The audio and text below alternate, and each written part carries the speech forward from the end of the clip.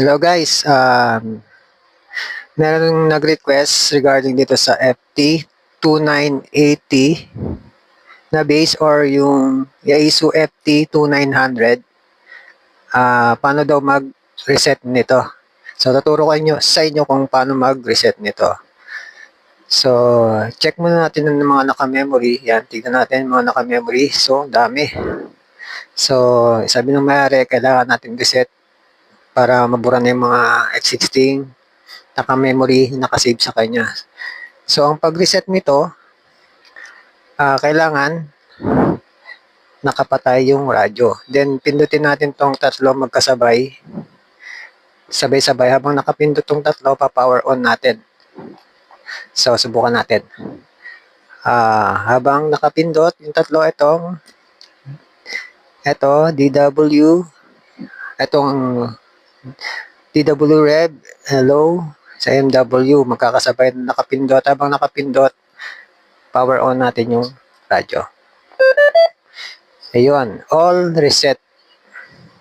Push DMR, ito. Push down natin to para mag-full reset siya. Then,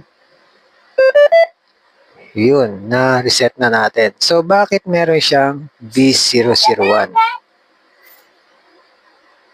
So, to follow, di pa natin na-reset. Bakit meron yan? So, tatanggalin din natin yan. So, after ng reset natin, ganito lumabas. So, ang gagawin nyo lang, off nyo ulit yung radyo. Then, push nyo tong set. Habang nakapindot, power on. Yun. So, yun. Lumabas na yung frequency. Then, double check natin. Yung mga nakasave, wala na. Yan, may BF na siya. Yan, nakokontrol na natin. So, tignan natin yung mga parameter niya. Yan. Ayun. Okay. So, guys, yan. At na-reset na natin yung radyo. At yung problem na B001, nagawa na rin natin ng remedyo. So, hanggang dito na lang guys at maraming salamat po.